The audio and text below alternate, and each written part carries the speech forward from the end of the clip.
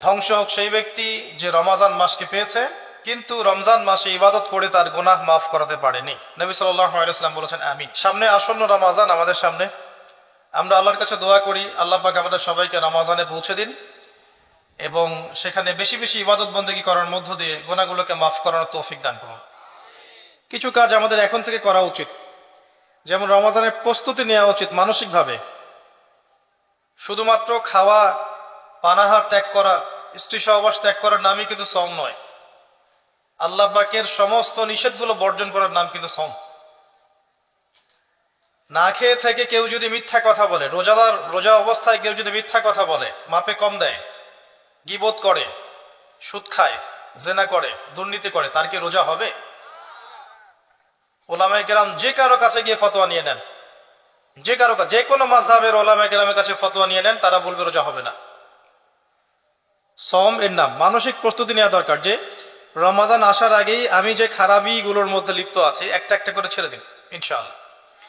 রমজান মাস start হবে তার আগেই আমার মাসের বাজার করা থাকবে। আল্লাহ পাক যতটুকু সামর্থ্য দিয়েছেন এর আলোকে আমি মাসের বাজার করে রেখে দিব। রমজান মাসে বাজারে যাব না, রমজান মাসে এত ঘন ঘন বাজারে যাব না। যদি যেতে হয় একটা কারণে যাব, ওই যে খুচরা কিছু বাজার থাকে এগুলো করতে যাবেন এবং বাজারে যাওয়ার দোয়া পরে বাসা চলে আসবেন, 10 লক্ষ নেকি পাবেন ইনশাআল্লাহ। আর রমজান মাসে তো যে কোনো আমল আরো 70 গুণ বৃদ্ধি করা হয়, তাই না? কি দোয়া? বাজারে গিয়ে দোয়া পড়লে 10 লাখ নেকি হয়।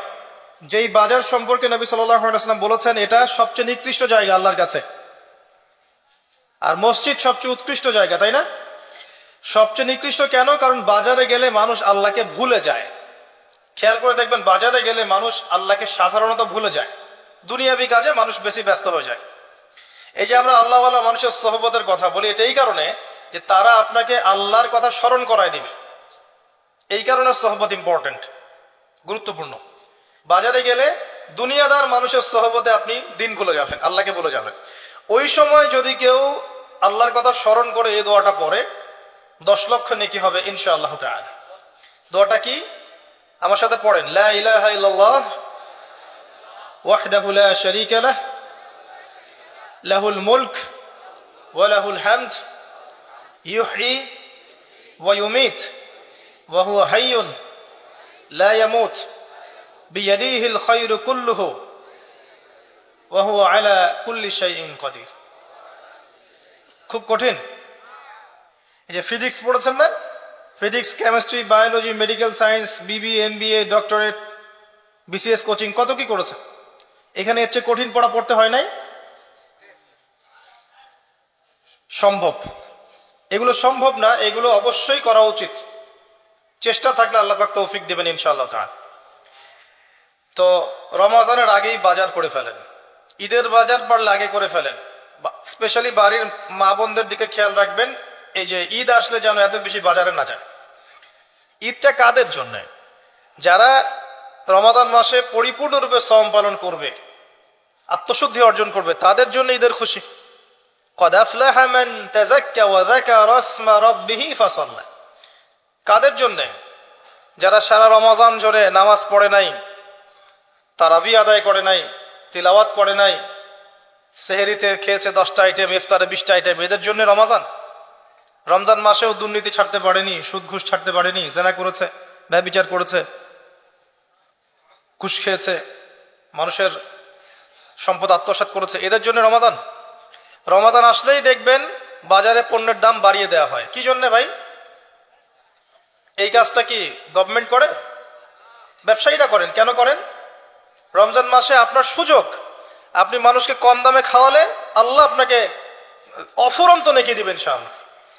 বিভিন্ন মুসলিম কান্ট্রিতে গিয়ে দেখবেন রমজান মাসে বাজার নিয়ন্ত্রিত হয়, একদম প্রাইস কমে যায়। ইল্লা বাংলাদেশ, আমাদের এখানে দেখবেন প্রাইস রিচ করছে। এই প্রাইস রিচিংটা কারা করে? গভর্নমেন্ট করে? ব্যবসায়ীরা করেন। কেন করেন? সিন্ডিকেট কেন করেন? এই সময় কেন মাপে কম দেন? এই একটা সিজন ব্যবসা করে নেবেন এই জন্যে। এখানে যদি আপনি প্রকৃত মুমিন হতেন, মুসলিম হতেন, তাহলে আপনি জনগণের জন্য দাম কমিয়ে দিতেন এবং আপনারা মিলে সওয়াব অর্জন একটা মাধ্যম বানাতেন যে আজকে আমার একটা হোটেলে ব্যবসা আছে, আমি আজকে ইনশাআল্লাহ 10 জন রোজাদারকে ইফতার করব, ফ্রি করানো যায় না? এটা করলে আপনার রিজিক কমে যাবে? আল্লাহ আপনাকে যে রিজিক দিয়েছেন, একটা দানা না খেয়ে পৃথিবী থেকে যাবেন? যাবেন না। কি জন্য অন্যায় পথে যাচ্ছেন? মাল মজুত করে রেখে দিবে, মাল কিনা আগে থেকেই মজুত করে রেখে দিবে, যখন দাম বাজারে ইচ্ছা করে একটা সিন্ডিকেট তৈরি করার চেষ্টা করা হোক, মানব সৃষ্ট, তারপরে এরাই আবার চক্র বৃদ্ধি করে দামটা বাড়িয়ে দিল, মাশাআল্লাহ। আর জনগণ দেখবেন ওই যে চাল ডাল কেনার জন্য ট্রাকের পিছনে দৌড় দিচ্ছে। এই কৃত্রিম সংকট তৈরি করেছি আমরা। আল্লাহ পাক রিজিক দিয়েছেন অফুরন্ত আসমান জমিন থেকে, মানুষ এইসব দুর্নীতি করে রিজিকগুলো নষ্ট করেছে। বিশ্বের বুকে একমাত্র দেশ, অনন্য একটা দেশ, যেখানে আল্লাহ পাক আসমান জমিনের বারাকার দরজা খুলে দিয়েছে। শস্য শ্যামল, সুজলা সুফল, আপনি যে কোনো প্রোডাক্ট এখানে উৎপন্ন করতে পারবেন। মাটি এমন উর্বর, আপনার সমুদ্র আছে, প্রাকৃতিক সম্পদ আছে, আপনার গ্যাস আছে, কয়দিন পর তেল আসবে ইনশাল্লাহ, নদী নালা আছে, অক্সিজেন ফ্রেশ পাবেন, খাবার ফ্রেশ পাবেন। আমাদের প্রোডাক্ট যদি আমরাই খেতাম, খেয়ে শেষ করতে পারতাম না, জানেন?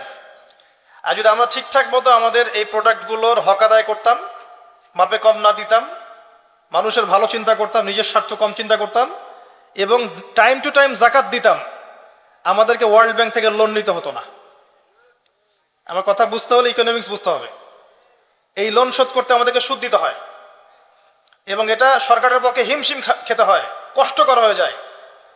যদি প্রত্যেক মুসলিম সঠিক সময়ে জাকাত দিত, এবং এই জাকাতগুলোকে যদি কালেক্ট করার মতো কোনো পথ ও পদ্ধতি থাকতো উপরের লেভেল থেকে, যে সব মুসলিম নিসাব পরিমাণ সম্পদ হলেই জাকাত দিতেই হবে বাধ্যতামূলক, আপনি দেখতেন ওই যে কিসের ব্রিটেন আমেরিকা আর কিসের রাশিয়া চায়না, এদের চেয়ে বেশি ডেভেলপমেন্ট করতে পারতাম আমরা ইনশাআল্লাহ। বড় বড় সেক্টরে, মিলিটারি সেক্টরে, মিডিয়ায়, আপনার ফাইন্যান্সে, মেগা প্রজেক্টগুলোতে এবং টেকনোলজিতে দেখতেন, মিলিটারি সায়েন্সে, অস্ত্রশস্ত্রের প্রত্যেকটা ক্ষেত্রে দেখতেন বাংলাদেশ সুপার পাওয়ার হতো। আমরা কয়জন জাকাত দেই, কয়জন ট্যাক্স দেই? আমরা নিজেরা ঠিক না হলে ভাই কোশ্চিনকালেও অবস্থার উন্নতি হবে না। এটা প্রথম কথা। নিজেরা ঠিক না হলে আলাইকুম আনফুসাকুম লা ইয়াদুররুকুম মান দাল্লা ইন ইহতাদাইতুম, এটা শুনেন আগে ভালো করে।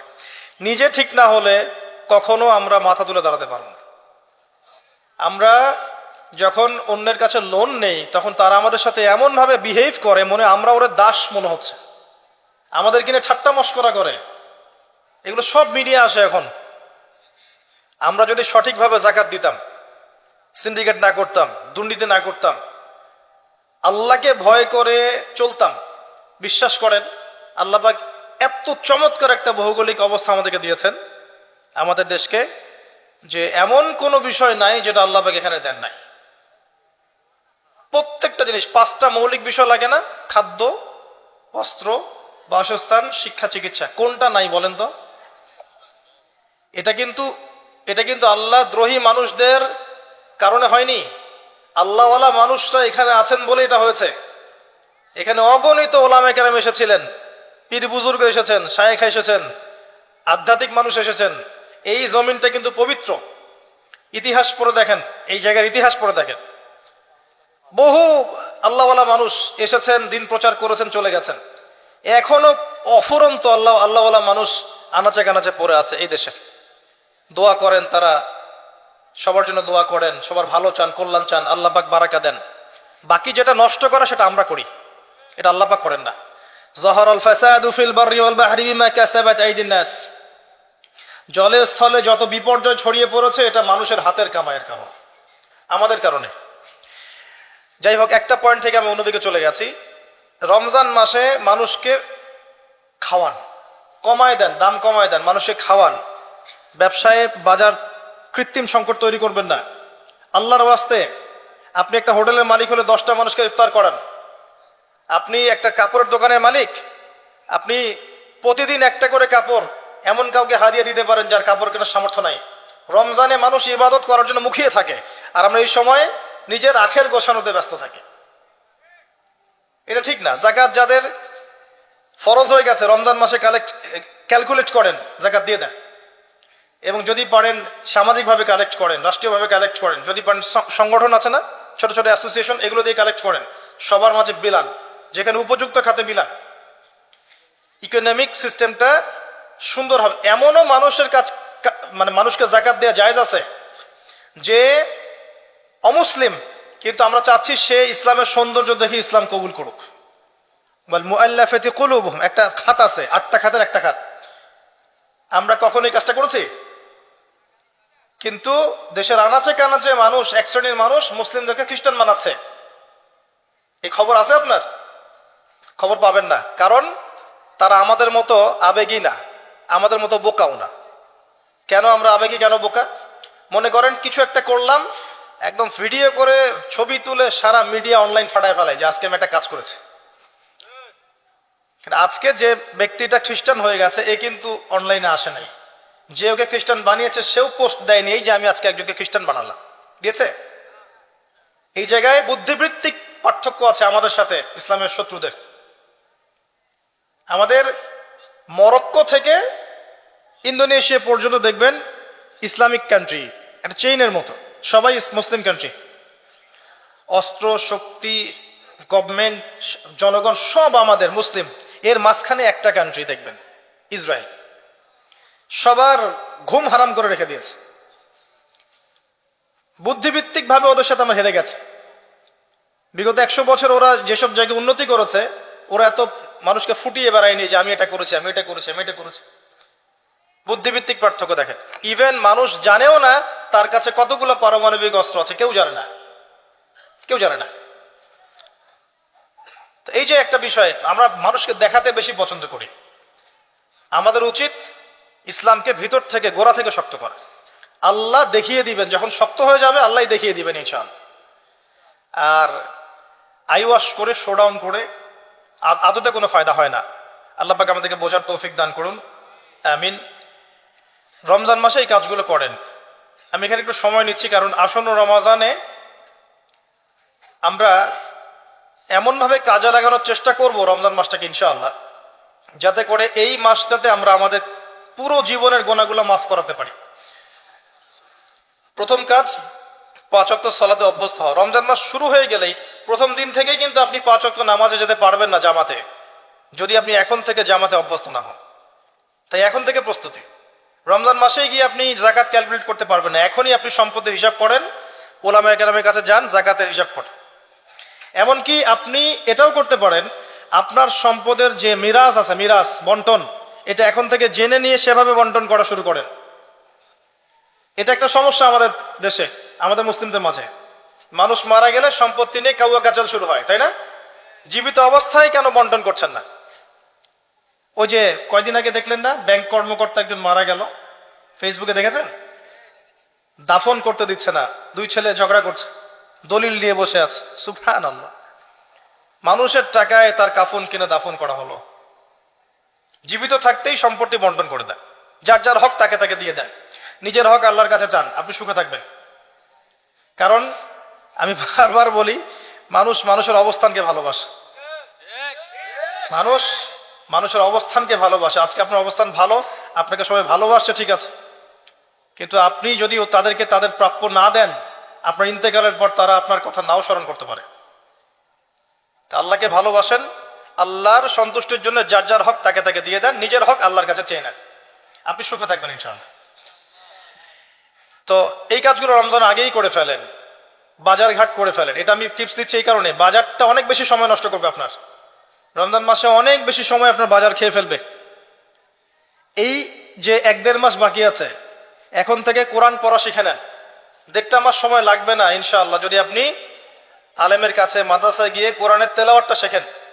রমজান মাসে প্রত্যেক দিন 1 পারা করে পড়বেন, পারা যাবে? 30 দিন 30 পারা, 1 মাসে কোরআন খতম, পারা যাবে না? নামাজ মিস দিবেন না জামাতের সাথে, আল্লাহ পাক তৌফিক দান করুন বক্তা শ্রোতা সবাইকে। এবং তারাবি সালাত মিস দিবেন না। তারাবির নামাজ কয় রাকাত এটা নিয়ে ঝগড়া করেন না, আপনি নামাজের কোয়ালিটি বাড়িয়ে দেন। নামাজটা একদম রাসূল সাল্লাল্লাহু আলাইহি ওয়াসাল্লামের সুন্নাহ মোতাবেক আদায় করার চেষ্টা করেন। নবী সাল্লাল্লাহু আলাইহি ওয়াসাল্লাম পা ফুলে যেত না, নামাজ পড়তে পড়তে পা ফুলে যেত না, দীর্ঘ সময় দাঁড়িয়ে থাকতেন। সবচেয়ে সুন্দর তেলাওয়াত যার, তাকে ইমাম করেন। সবচেয়ে সেরা হাফেজকে ইমাম করেন, যার তেলাওয়াত শুনলেই নামাজের মনোযোগ নামাজে ফিরে আসে, এমন মানুষকে ইমামতির দায়িত্ব দেন। মুয়াজ্জিন যিনি হবেন সুললিত কণ্ঠের মানুষকে মুয়াজ্জিন বানান। আজান আল্লাহু আকবার শুনলেই কলিজার টানে মসজিদে নিয়ে আসবে এমন মানুষকে আপনি মুয়াজ্জিন বানাই দেন। যাকে তাকে বানায় না, ভাইবা নেন, পরীক্ষা নেন, টেস্ট করেন, তারপরে দেন। ইমাম সাহেব, খতিব সাহেব, তারাবির নামাজ যারা পড়াবেন তাদের তো বউ বাচ্চা কাচ্চা আছে না, পরিবার নাই, তাদেরকে ভালো হাদিয়ার ব্যবস্থা করেন যাতে তাদের অন্য কোনো ফিকির না থাকে। রমজান মাসে এগুলোই তারা করবেন সব। আপনি তার পরিবারের দায়িত্ব নিয়ে নেন। আমরা সবাই যদি একটু একটু করে দায়িত্ব নেই, তার পরিবারের দায়িত্ব নেওয়া সম্ভব না? তারা কি সমাজের নিম্ন শ্রেণীর মানুষ? খায়রুকুম মান তাআল্লামাল কোরআন ওয়া আল্লামাহ, নবীজি কি বলেছেন? সর্বশ্রেষ্ঠ মানুষ তারাই যারা নিজেরা কোরআন শেখে অপরকে শেখায়, তাদেরকে মূল্যায়ন করেন। আমরা খেয়াল করে দেখি অনেক সময় তারা মসজিদ কমিটির কাছে জিম্মি হয়ে যায়। এমনটা করবেন না, তাদের সম্মান তাদেরকে দিন, ইখতিয়ার দিন। সুন্দর মতো তারা নামাজ পড়াবে, তারাবির নামাজ পড়াবে ইনশাআল্লাহ। তারাবির সালাতে আপনি অ্যাটেন্ড করেন, প্রয়োজনে শেষ রাত্রে আবার উঠে 2 রাকাত নামাজ পড়েন, আল্লাহর কাছে চান। দোয়া কবুলের মাস রমাদান, তাই নয় কি? আরো অনেক বিষয় আছে। সাদাকাতুল ফিতর গুলো দিবেন রমাদান মাসে। ওই যে কিছু হোটেল আছে না, পর্দা টাঙায় রাখে, মানে ওখানে মনে হয় আল্লাহ দেখে না, তাই না? পর্দাটা টাঙায় রাখে। এগুলোকে বয়কট করবেন। কি জন্যে? যারা নন মুসলিম তাদের জন্য হোটেল আলাদা ব্যবস্থা আছে না, মুসলিমদের জন্য কোনো পর্দার ব্যবস্থা থাকবে না। মুসলিম হলে আপনি বসতেই দিবেন না ওখানে, রোজা রাখেন নাই কেন? যদিও বা মুসাফির হলে সুযোগ আছে, অসুস্থ হলে সুযোগ আছে, কিন্তু এই যে সংস্কৃতি তৈরি করছি আমরা, হোটেলে একটা অংশ থাকবে যারা বেরোজাদার ওখানে গিয়ে খাবে। মাশাআল্লাহ। জিনিসপত্রের দাম কমা, মানুষের উপকার করেন, মানুষকে কাপড় দেন, খাবার দেন, বেশি বেশি ইফতার করা, ইফতারের প্রজেক্ট হাতে নেন। যার যেরকম ক্ষমতা আছে, কেউ যদি সমাজের নেতা হয়ে থাকেন, সমাজের মানুষকে ইফতার খাওয়ানোর ব্যবস্থা করেন। আপনি পরিবারে ইফতারের এমন অ্যারেঞ্জমেন্ট করবেন যাতে পরিবারে বাচ্চা কাচ্চা সবাই মিলে একসাথে ইফতার করে। ওরা দেখে দেখে বড় হবে যে আমরা ছোটবেলায় আমাদের বাবা মার সাথে একসাথে ইফতার করে বড় হয়েছি। ইসলামিক সংস্কৃতি মনের ভিতর ঢুকে যাবে। এটা কিন্তু ইসলামিক সংস্কৃতি, আমরা কিন্তু এগুলো হারিয়ে ফেলছি। দেখবেন এখন আলাদা আলাদা প্লেট, আলাদা আলাদা ঘরে খাবার খাচ্ছে, তাই না? কিন্তু ইসলামিক সংস্কৃতি যে একসাথে বসবো, বাসার কর্তা তিনি বসবেন, মা বসবেন, বোন বসবে, ছেলেমেয়েরা বসবে, প্রথমে কর্তা শুরু করবে, তারপর তারা শুরু করবে আদব। এখন এগুলো নাই। এখন যে যার প্লেট নিয়ে ঘরে ঘরে চলে যায়, যে যার হাতে একটা করে স্মার্টফোন। একটা বাড়ির মধ্যে 10টা জগৎ, একটা বাড়িতে 10টা ভিন্ন ভিন্ন পৃথিবী, এক একজন এক এক জগতে বিচরণ করে, কারোর সাথে কারো যোগাযোগ নেই। এই করে করে আমরা পারিবারিক বন্ধনগুলো নষ্ট করে ফেলছি। মেয়েদের কোরআন শেখার ব্যবস্থা করেন রমজান মাসে, আপনারাও শেখেন। রমজান মাসে কোরআন তেলাওয়াত করেন বেশি বেশি, অন্তত একটা খতম দেন। যারা হাফেজে কোরআন তারা বেশি বেশি খতম দেন, বেশি বেশি তেলাওয়াত করেন, প্রত্যেক হরফে 10 নেকি হবে। এই মাস কোরআন নাজিলের মাস। আর কি আছে? যারা কোরআনে বিজ্ঞ পারদর্শী তাদের উচিত কোরআন এবং সুন্নাহ এই মাসে গবেষণা করে 30 দিন 30টা দার্স দেয়া। পারা যাবে না? মসজিদে কোনো একটা ওয়াক্তে নামাজের পরে 30 দিন 30টা সাবজেক্টে কথা বলবে। একদিন সালাত, একদিন সাওম, একদিন যাকাত, একদিন তাওবা, একদিন মনে করেন আত্মশুদ্ধি, একদিন তাজকিয়া, একদিন সুদ ইত্যাদি। এক একটা দিন এক একটা সাবজেক্টে কথা বলা যায় না? 10 মিনিট, 15 মিনিট, 20 মিনিট করে মসজিদ ভিত্তিক কাজগুলো করেন। ইনশাল্লাহ দেখবেন রমজান মাসটা প্রাণবন্ত হবে। আর যদি রমজানে দেখা যায় লকডাউন হয়ে গেছে সবকিছু, যদি দেখা যায় আল্লাহ না করুক, আপনার জন্য আরো মোক্ষম সুযোগ, সারাদিন বাসায় ইবাদত করবেন, কোনো সমস্যা নাই। আর রমজান মাসে অপসংস্কৃতিগুলো বন্ধ করে ফেলবেন। বাসায় এসব মুভিজ, তারপরে এই যে আপনার ডিশ অ্যান্টিনা কি কি আছে এগুলো আমি ঠিক বুঝি না, টাটা স্কাই কি কি জানি আছে না, এগুলো সব বন্ধ করে ফেলবেন, এগুলো রাখবেন না। যদিও বা বাসায় একটা টিভি এখনকার ফোনের চেয়ে অনেক ভালো। কোন সেন্সে বললাম? আগে এমন ছিল যে বাসায় একটা টিভি আছে ডাইনিং রুমে, যেখানে সবাই একসাথে বসে টিভি দেখতো, তাই না? সবাই একসাথে মিলে একটা মুভি দেখতো, একটা বাংলা সিনেমা দেখছে, নাটক দেখছে, এমন ছিল। তখন কি হতো, ছেলে বাবার অগোচরে খারাপ কিছু দেখতে পারতো না, চ্যানেল চেঞ্জ করতে পারতো না, পারতো? এখন সবার হাতে স্মার্টফোন, সবাই ঘরে ঘরে যে যার মতো পর্নোগ্রাফি দেখছে, কেউ কারোটা দেখে না। ওইটাও এর চেয়ে ভালো ছিল। আর এগুলো শয়তানের যন্ত্র, আপনি বাসায় স্থান দিবেন না।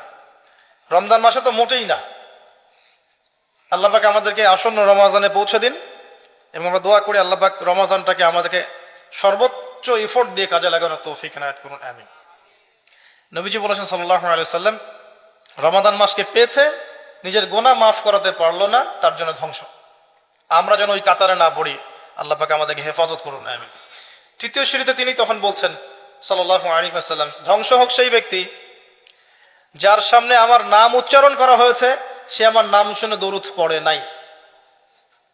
জীবনে কখনো যেন এমন না হয় যে আপনার সামনে মুহাম্মদ সাল্লাল্লাহু আলাইহি ওয়াসাল্লাম নামটা উচ্চারিত হয়েছে, আপনি দরুদ পড়েন নাই, এমনটা যেন কখনো না হয়। সবচেয়ে শ্রেষ্ঠ দরুদ কোনটা? দরুদে ইব্রাহিম, এটা পড়বেন। যদি এটা না পড়েন, সকাল সন্ধ্যায় এতটুকু পড়বেন, আল্লাহুম্মা সাল্লি ওয়া সাল্লিম আলা নবীনা মুহাম্মদ। দরুদ সকালে 10 বার, সন্ধ্যায় 10 বার। ফজিলত, রাসূলুল্লাহ সাল্লাল্লাহু আলাইহি ওয়াসাল্লাম আপনার জন্য সুপারিশ করবেন ইনশাআল্লাহ। যে ব্যক্তি সকাল সন্ধ্যায় 10 বার করে দরুদ পড়ে, নবী সাল্লাল্লাহু